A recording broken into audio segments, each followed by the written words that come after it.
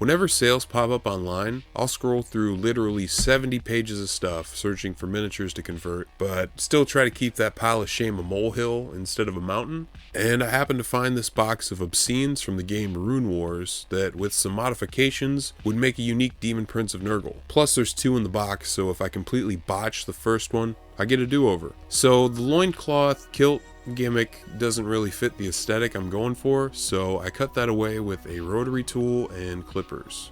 And surprisingly, I left it mostly undamaged, so I could use it in the future if the need should arise. I also cut away and filed down the spiky protrusions all over the body, but I left the smaller ones that are more rounded to serve as Nurgle-y warts and boils.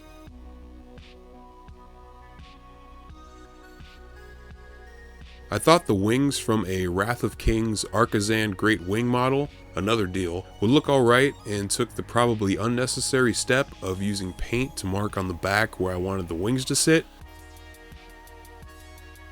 And then I hollowed those spots out with a rotary tool.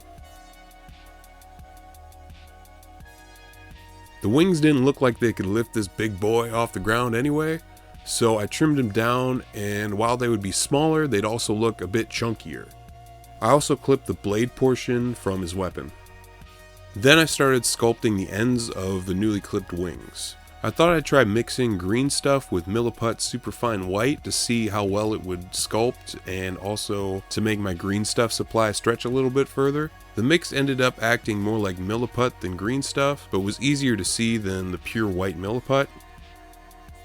I set the wings aside to cure and began working on covering up where I had cut away the loincloth. I stick a large piece of the milliput green stuff mixture to the belly region and blend it in with the rest of the model, following the contours of the original sculpt.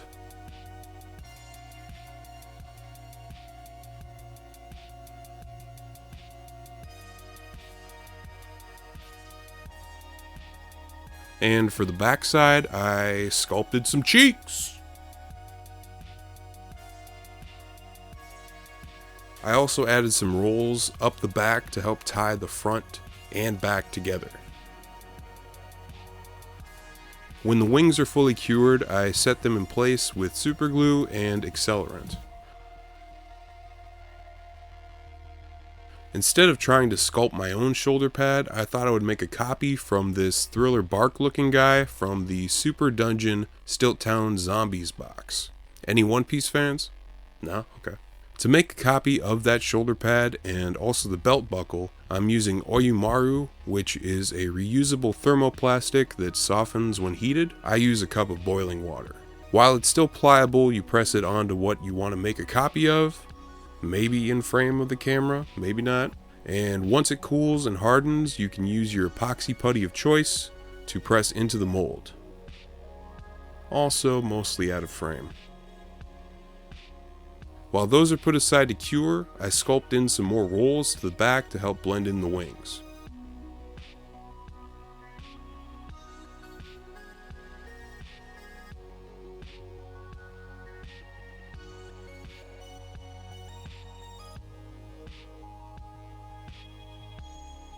I sculpt the shoulder over where I sanded down the massive spikes to begin with.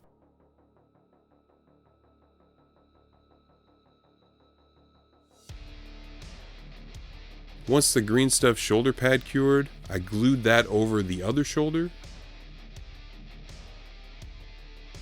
I also made a copy of the skull on his necklace to add a third, making a rough representation of a Mark of Nurgle. I drew an overly ambitious sword to replace the blade I cut away, and then cut the basic shape of that sword out of a plastic sign twice, and then glued the 2 pieces together. I filed down the edges of the sword to look more sword-like. Then I glued it in place with a paperclip, super glue, and accelerant. Instead of trying to sculpt a Mark of Nurgle like I originally drew, I make a more abstract rusted metal, maybe, look for the guard and press in 3 pits with a ball stylus, which I will glue tiny green stuff spheres into. 3D printing really would have come in handy making this sword. I didn't want the shoulder pad to look like it was just tacked on, So I sculpted a strap to wrap around the body, and the shoulder pad has rivets on both sides, so that helped me know where to connect the strap. I made a copy of the zombie's belt buckle as well, and added that to the shoulder pad strap.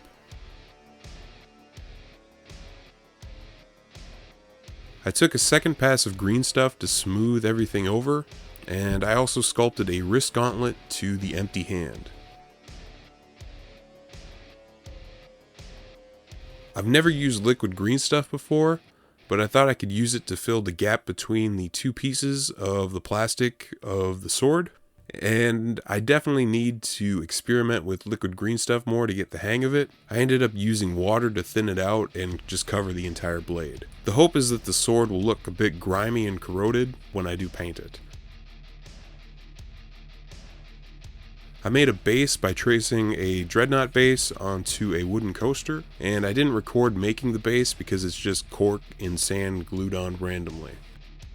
I ordered wrist guns from Puppets War to add to the wrist gauntlet to serve as a warp bolter, but it probably won't be here for at least a few more weeks, so I will call this build done for now, and when I paint this up along with my other unpainted builds, I'll give an update on what I've added.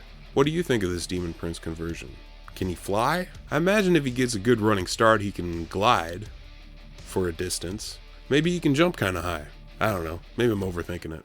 If you found anything in this video useful or entertaining, superplex the like button. And if you dig this sort of stuff, I implore you to subscribe, as well as suggest conversions you'd like to see from me in the future. But that's all I've got for now, so I'll catch you later.